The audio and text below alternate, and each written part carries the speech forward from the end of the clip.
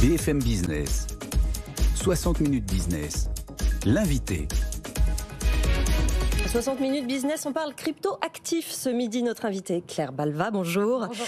Directrice blockchain et crypto chez KPMG France. Et on s'intéresse aujourd'hui à ce tournant dans l'histoire de la blockchain Ethereum, voire même peut-être dans le monde des crypto-monnaies. Vous allez nous le dire, Claire. Je parle de The Merge, cette mise à jour qui a lieu en ce moment jusqu'à demain finalement. Rappelez-nous en quoi consiste cette mise à jour.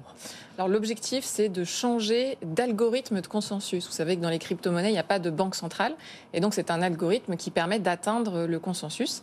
Et jusqu'ici, Ethereum fonctionnait comme Bitcoin avec ce qu'on appelle la preuve de travail, qui consiste à faire fonctionner des machines.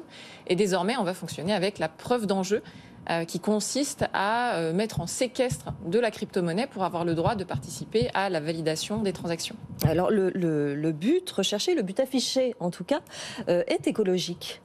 Oui, l'objectif, un des objectifs en tout cas, c'est de diminuer drastiquement la consommation d'énergie. Alors ça arrive à point nommé forcément avec les actualités de cette année, Oui. Mais ça fait en réalité 5 ans qu'Ethereum réfléchit à cette transition.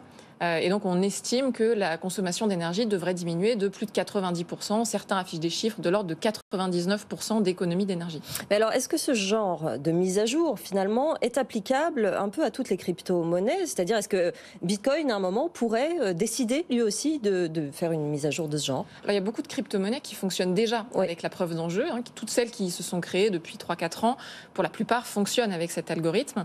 Mais c'est la première fois qu'une grande blockchain va changer d'algorithme de consensus en cours de route. On change vraiment de moteur en plein vol, donc ça c'est assez nouveau. Je ne pense pas que Bitcoin opérera ce changement, en tout cas pas à court moyen terme, parce que même si la preuve d'enjeu a de gros avantages en termes de sobriété énergétique, elle est aussi beaucoup critiquée pour le niveau de centralisation qu'elle risque d'amener dans le réseau et la place qu'elle donne à certaines plateformes d'échange qui ont beaucoup de liquidités et donc qui vont pouvoir jouer un rôle prépondérant dans la validation des transactions. Et donc une des grandes critiques qui est faite, c'est qu'on recentralise le réseau, on recrée en quelque sorte un système bancaire dans les crypto-monnaies. Alors qu'est-ce que ça va entraîner sur Ethereum en lui-même ? Est-ce que ça va attirer les investisseurs ou est-ce que ça peut les repousser ? Non, je pense que sur Ethereum, ça va attirer beaucoup d'entreprises qui aujourd'hui étaient un peu tiraillées entre le fait que sur Ethereum, il y a un gros écosystème, il y a plein d'applications, mais que finalement, il y avait d'autres blockchains moins énergivores et donc qui répondaient plus à leurs critères en termes de RSE. Et là, Ethereum va réconcilier, j'ai envie de dire, tous les bons critères pour les entreprises et les investisseurs. Donc c'est très probable que si cette mise à jour s'effectue sans heurts et que tout fonctionne bien, on ait un afflux d'investisseurs et d'entreprises qui décident de construire des applications sur Ethereum. Jean-Marc Daniel, je suis désolée, mais enfin Ethereum prend de la place, le système NFT est basé dessus d'ailleurs. Oui, ça commence à devenir un peu concret quand même. La blockchain, Ethereum, le Bitcoin, mais qui a décidé de réaliser cette opération ? Comment ça s'est passé ? Pourquoi à un moment donné, on passe de l'une à l'autre ? Alors, en fait, il y a une gouvernance décentralisée et donc en fait, tout le monde peut participer. Donc vous pouvez décider demain d'aller dans les forums, de vous impliquer, de proposer des améliorations de code. Et forcément, il y a des personnes plus ou moins influentes selon qui est là depuis longtemps, qui a le plus de compétences.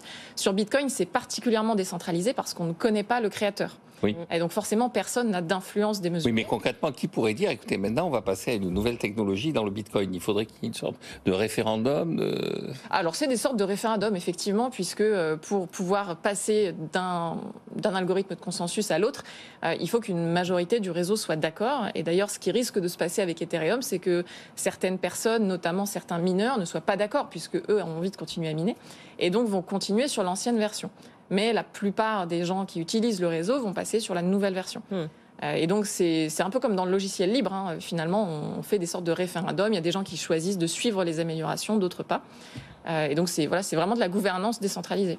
Est-ce que, de votre point de vue, Ethereum pourrait passer devant Bitcoin avec cette mise à jour en termes dans le rang de capitalisation Oui.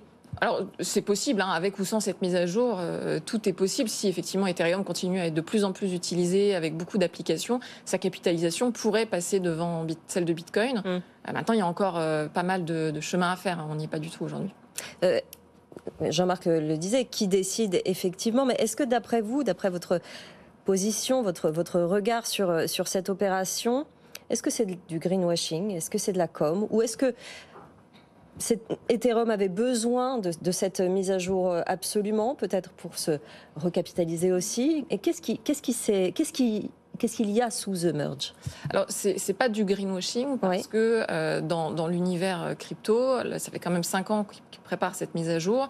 Et je ne pense pas que les développeurs les plus impliqués de la communauté derrière Ethereum décident de se plier aux exigences des entreprises. Et donc, pour moi, c'est effectivement un vrai enjeu technologique pour consommer moins d'énergie. Donc c'est un vrai objectif de sobriété énergétique.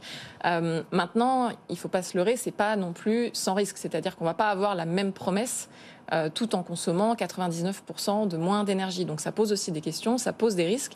Et les adeptes de Bitcoin, par exemple, qui restent sur la preuve de travail, vous diraient à l'inverse que la preuve de travail est plutôt bonne pour l'environnement, puisqu'elle permet de financer l'électricité renouvelable en achetant des surplus à moindre prix.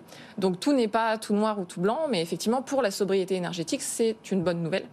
On parle de 2 crypto-monnaies, là. Oui, on en est à combien au total maintenant, en ce moment, de crypto? Sans doute des milliers. Mais oui, et les autres, qu'est-ce qu'ils vont faire? Vous savez, s'ils vont suivre plutôt Bitcoin ou plutôt Ethereum? Est-ce qu'ils vont essayer de faire de la mutation? La grande majorité sont aujourd'hui déjà en preuve d'enjeu.